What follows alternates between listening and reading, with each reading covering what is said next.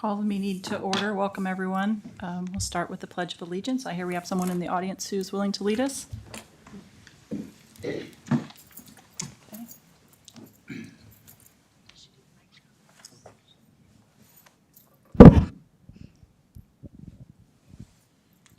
I pledge allegiance to the flag of the United States of America and to the republic for which it stands, one nation, under God, indivisible, with liberty and justice for all. Thank you. We have highlights this morning from Mentani Elementary School. Mr. Richards. Well, first off, thank you for having us. Mentani is excited to highlight some of our student leaders who are also part of our student council. They've had a positive impact on not only our school, but also our community. So I'm excited for them to share some of the things that they have accomplished over this school year. I'm going to go ahead and turn it over to our teacher sponsors, Mrs. Hansowitz and Mrs. Melvin, to introduce them and take it away.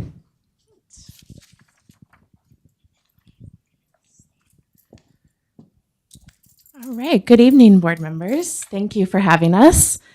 My name is Casey Hansowitz, and I teach 5th grade at Mentani. My name is Haley Melvin, and I teach 4th grade. Our student council comprises of 6 5th graders. That's 2 per class, and 3 4th graders. That's 1 per class for 4th grade. We have brought some students with us tonight. We have Bria and Bentley. They are 2 of our 5th grade representatives, and Mila is one of our 4th grade representatives. And so they are going to share with you about some of our projects that we have done over the last few years. You first.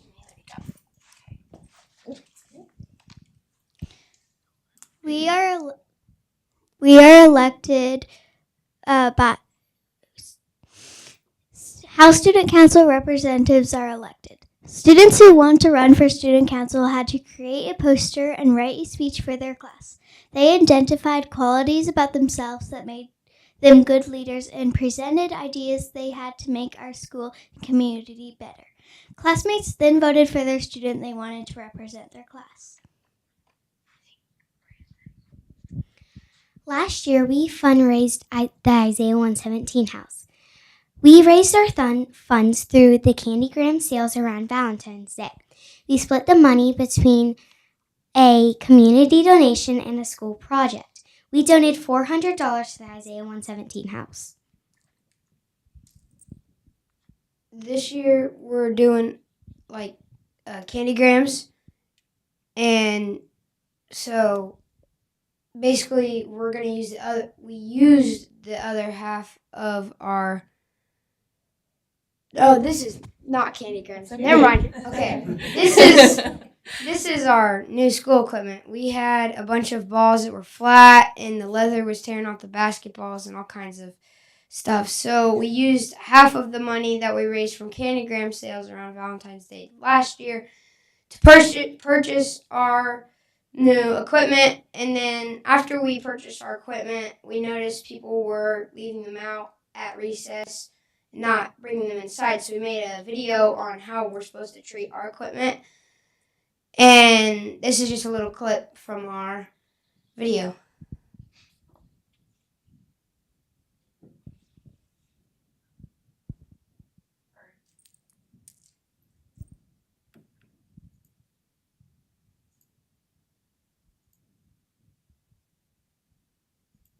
Hello, we are your student council representatives, and today we are going to be reminding you some of our recess equipment. First of all, we are getting some new recess equipment, and we would like to remind you not to bring any of the school's recess equipment into your classroom, because that takes away the opportunity for other kids to play with it. And this is what you should do.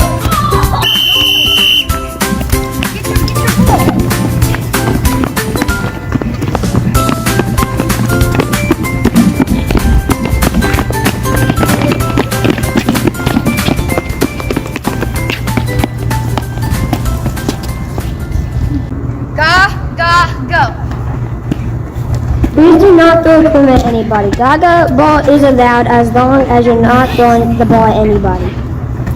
Treat Mentani's equipment the way you want yours treated. If you need a ball aired up, you can see the office. Oh no! This ball is deflated. Better go to the office and get it pumped up. We will do our part in taking care of the equipment. We ask you to do yours. Make sure you put the equipment back where it was.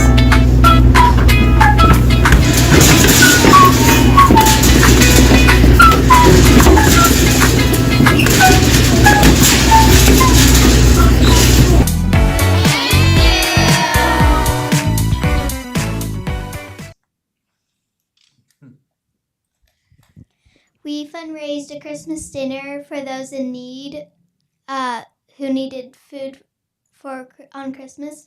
We had a food drive with each grade level asked to bring a certain part of traditional Christmas dinner. Gift cards purchased from Walmart that each family could use to purchase either meat or fresh produce for their dinners. Families identified as qualifying for our Christmas assistance program received a meal kit that was appropriate for their family size. Student council collected or organized or packaged the meal parts. Remainder of the food collected was donated to the Food Finders Bank. Earlier this year, we participated in the Lafayette Christmas Parade. Our student council representatives got to participate in the Christmas parade and were given a shout out on the live stream. The float was decorated by parents of the student council members, and our theme was a sweet tradition. Okay, now we're to the candygrams. This year we're doing candygrams. Last year we did candygrams for Valentine's Day. This year the candy wouldn't come in time, so we did it for testing week as kind of like a good luck for other students. And students are able to send messages of good luck through a candy bar. The money that we will raise will be split between a community donation and a school project. This year we are hosting a talent show. We created posters for our school talent show, which will be on May 8th. Student council members will act as stage crew and help organize and maintain order of acts behind the scenes of the show. Throughout the year, we have done seasonal bulletin boards to boost school spirit, encourage a sense of community, and create interactive activities.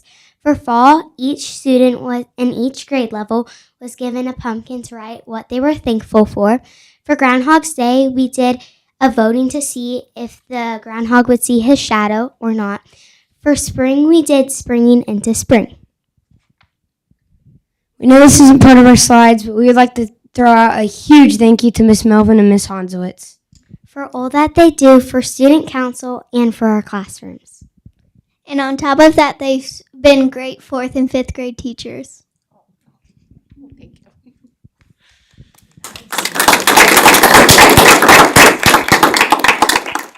Thank you for the time this evening. Thank you guys. Appreciate it. Thank you. Thank you.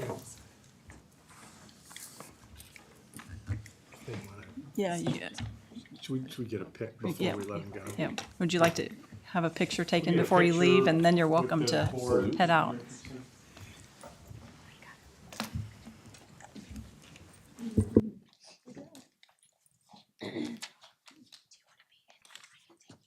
You need to get in. Oh, yes. All right. Yeah. You want me to take a picture too? Yeah. Thank you. You're welcome. You guys did a great job. Very well spoken. Okay, let's see. Holly, I can't see you. Come this way. Okay. We're good. Yes, now we can see everyone. Awesome. Okay, you guys come on. Sorry. Let us move. We got this. Thanks for driving them out to the board meeting. Thanks so Yeah, much. it's good. Thank you guys. Yeah. You guys did a great job. Thank you. Yeah, nice job. Very well spoken. Nice firm handshakes too. Practiced up. Yeah, appreciate it. Thanks, sir. Appreciate it. Thank you. They had nice firm handshakes.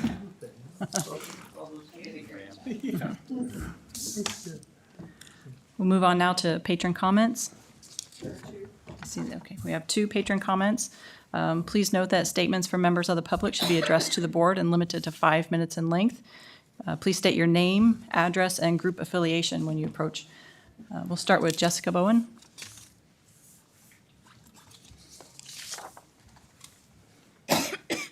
We're actually together. Oh, okay, She will speak separately, but I'm just going to stand here with her. okay. So my name's Jessica Bowen. My address is 6531 East 1000 South. Do you mind picking up the microphone? Thank you. This one. Yeah, it should work, right, Pamela? That one? Is that on? How about Hang on a now? sec. Yeah, sorry. You gotta- Directly into it. That's Hello. Oh, Does that work? Okay. My name's Jessica Bowen. I live at 6531 East 1000 South in Lafayette. I'm just here as a parent. I am here today because I am concerned and just kind of curious, like, what all goes into the decision that it's made when you guys decide that it's what that school should be either delayed or canceled for inclement weather. I ask that because my child and Tara's child was in a terrible car accident the morning of January 15th, where my child was lifeline to Indianapolis. She was hospitalized for 9 days.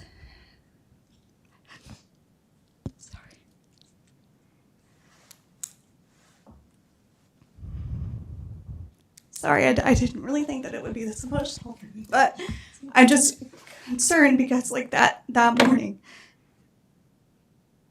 the roads were so bad that even the EMTs couldn't stay standing on the ice, and I don't want somebody else's family to have to go through the things that Tara and I have been through and our kids. And Lily, she had to fight for her life, and it was awful. And I mean, we live out in the middle of nowhere, and I know that, like, you guys, like, people closer to town and closer to school, like, the roads are not the same. But so many times, like, I feel like there should have been a delay, and there hasn't been. And now she's had to finish this semester at home. She suffered a severe concussion, 18 fractures, had 3 surgeries, has 2 more that she has to go through. Physical therapy, she's doing twice a week right now. She looks great right now, but she's only been walking for 2 weeks without any assistance. And it's been really hard to, like, see your kid go through all that, and I don't want that to happen to another child. So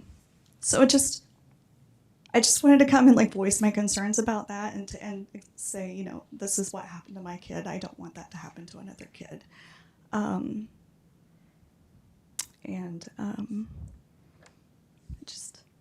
don't know. Just wanted to come and talk to the board and see what the plan is. Like, how do you guys make those decisions? Because, like, that day it was bad. The road ended up being closed until 4 p.m. like for the day. And it affected bus routes. It affected several other kids getting to school on time. There were many other teenagers in accidents that same day for the same reasons, both at McCutcheon and Harrison. I have friends who work in the ER. They saw tons of children that morning. And it just, I want you guys to know about it. I think that's all I have to say. But Tara, are you ready? Yeah.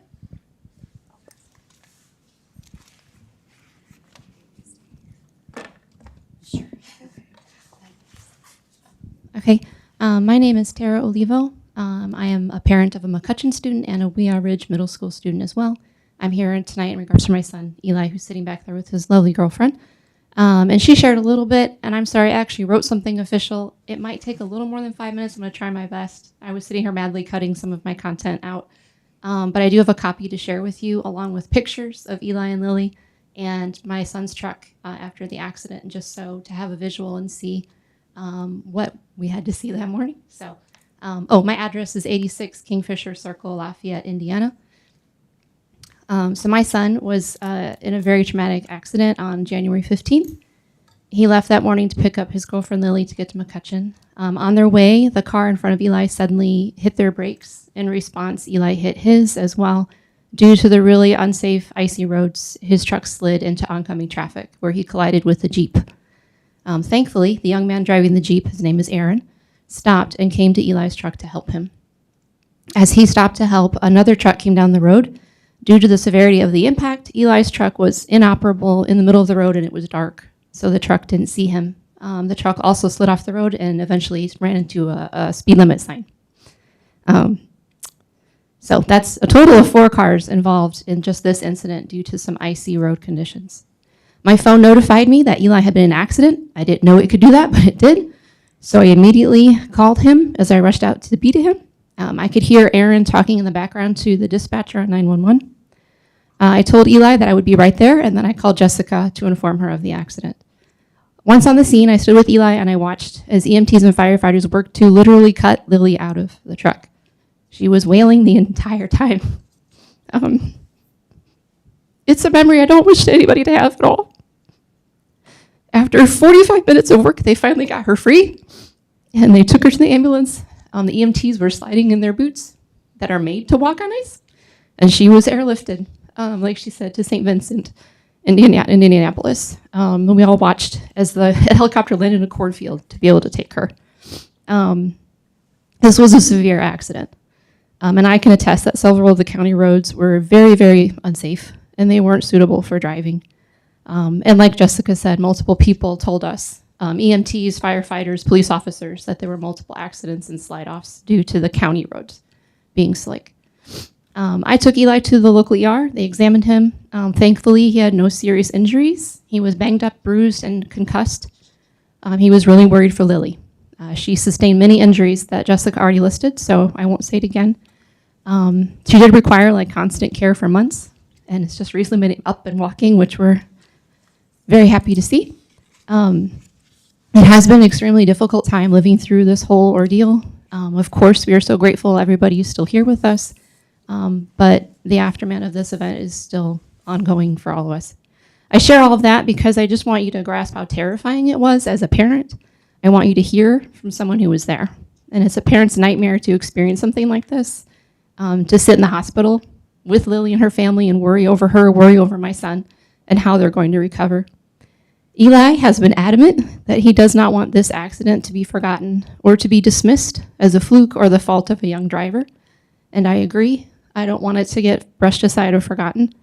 Anybody could have slid on those roads, and nobody should have been driving there. Just like Jessica said, I don't know how the call is made.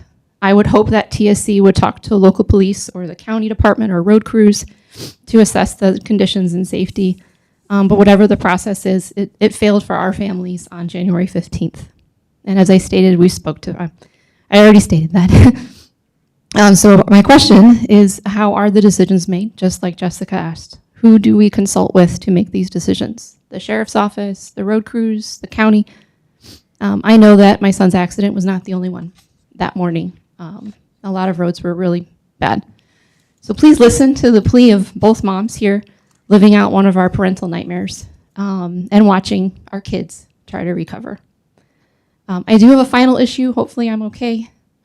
No? Okay, I'll try to be quick. My final issue I'd like to address is just a lack of communication from the school staff and the administration. I know that McCutcheon is a really big school. I know there's a lot of students, but this wasn't a little thing. This was a very traumatic thing that happened to students on the way. Nobody from McCutcheon has contacted me or my husband to check on Eli, to express concern, to check on us. Eli did receive one email from one teacher at McCutcheon. I'm very grateful that teacher reached out, but to me it's a sad commentary that that was the only one. We never heard from anybody else. To me, that's just unacceptable. And it made us feel uncared for at a time that was really scary. And so I would really urge TSC to reevaluate how we're making calls for cancellations and delays, and also to talk with staff and others about how to reach out to families and show empathy during a traumatic event like this, and to just make sure it gets covered in some way. Thank you for your time. I'm sorry I went over. I tried. I will get you a copy of it, so if anybody needs to see it. And then I have pictures, so beautiful picture of my kid and his lovely girlfriend, and then the picture I don't like to look at, so I'm not going to. So, but I will get that to you. Thank you. Thank you both for your comments. Madam President, could I make a comment? I know it's board protocol to not respond to public comments, but as a superintendent, let me just say, I'm sorry. Can't imagine what you went through.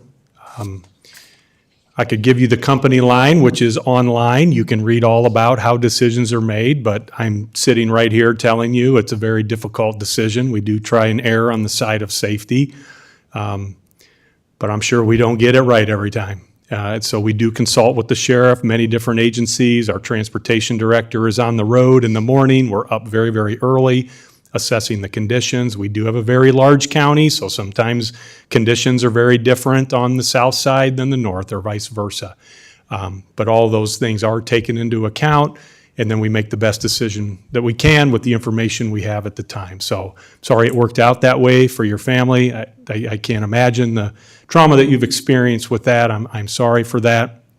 But please know that always, you as a parent, if you ever feel like there's unsafe condition, you could choose not to send your kids to school that day. And I know that doesn't probably help much, but you do have that option as a parent, and you would just call into the school and make that happen. So I just wanted to say that. I know it's not protocol. I apologize for that, board, but I just felt like it warranted a comment in this situation. Thank you.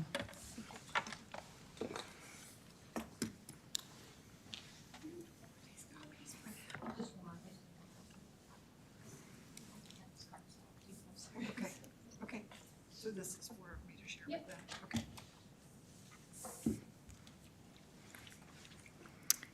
All right, so let's move on to the routine agenda items. We have approval of the meeting minutes from March 11th. Are there any questions or concerns over the minutes? All right, seeing none, move on to the superintendent's report. Yeah, you have my report attached. We discussed that during the work session, and unless you had any follow-up questions, that's all I have to share at this time. Thank you. Thank you. Okay, and move on to the financial report. Yes, the financial report is included on your agenda this evening. It reflects routine monthly activity. It includes our regular claims and monthly financial information. I'd be happy to answer any questions that you may have. Thank you. All right, instruction report. Yes, thank you. We are recommending the approval of, I'm sorry, yeah. We are recommending the approval of the staff development report, the field trip requests, curriculum materials adoption for elementary English language arts, and approval of the research request presented before you. Thank you. And the personnel report. Yes, I shared in the work session earlier that I had a couple teacher retirements to recognize tonight. First is Trisha Beeler, special ed teacher at Hershey Elementary School. She has 34 and a half years of teaching experience, 25 and a half in the TSC. And then Julia Brody, a fax teacher at Harrison High School. She has 27 and a half years of experience, all with the district. So I want to wish them well in retirement. Yeah, thank you. Department report we heard at the work session. I don't see board council here this evening. Any board committee reports? Okay, seeing none then, I'll ask for a motion to approve the consent agenda, please. So moved.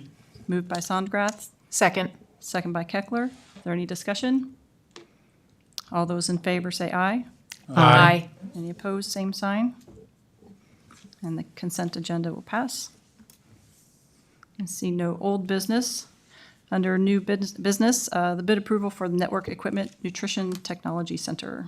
Yes, so at this time, I would recommend the board approve the bid award for network equipment for the Nutrition Technology Center to Wintech in the amount of $161,675.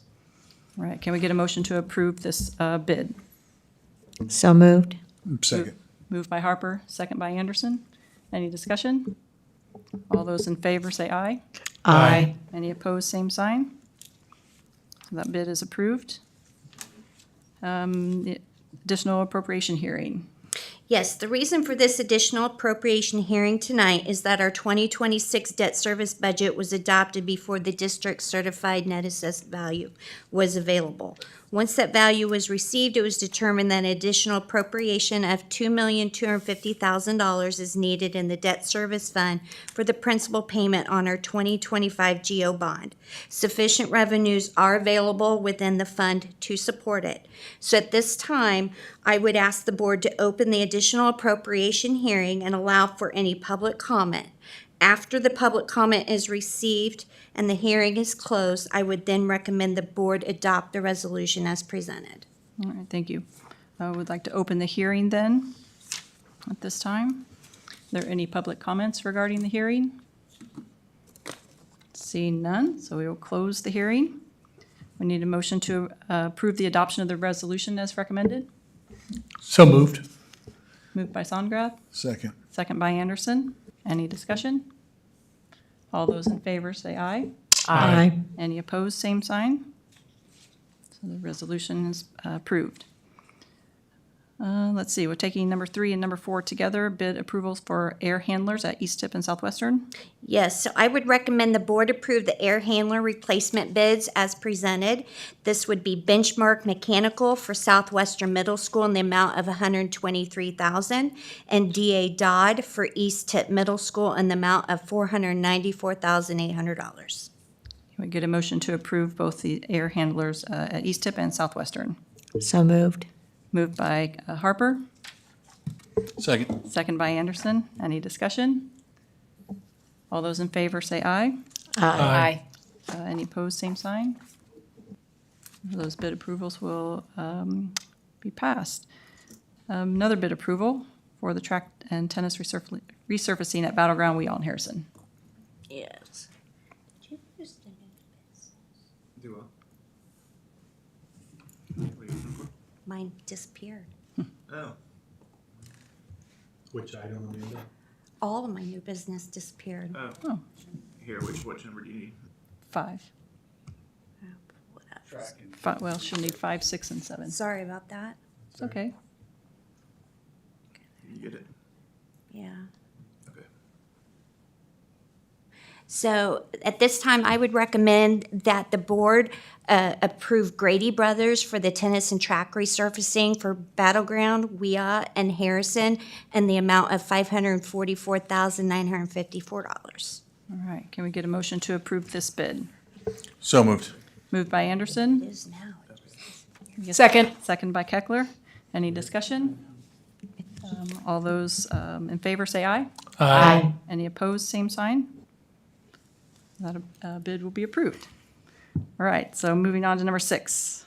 Yes, so number 6 is the guaranteed maximum price. I would recommend that the board approve the guaranteed maximum price for the McCutcheon Interior Athletic Renovation Project in the amount of $16,323,023. All right, can we get a motion to adopt the guaranteed maximum price? So moved. Moved by Songrath, Second. second by Keckler. Any discussion? All those in favor say aye. Aye. Any opposed, same sign. So we've adopted that maximum bid approval. And the last item, RFP approval. Our very last one tonight, yes. So the last recommendation would be to award CNT Design the food service equipment replacement project for this summer in the amount of $316,918. All right, motion to approve the food service equipment. So moved. Moved by Anderson, Second. second by Songrath. Any discussion? All those in favor say aye. Aye. Any opposed, same sign. So that will pass as well. And that concludes the new business. Announcements for this evening. Our next regular board work session will be on May 13th, beginning at 4 p.m. at the Elston Administration Center. And the next regular board meeting will be the same day, May 13th, beginning at 6:30 in the same location. Meeting adjourned.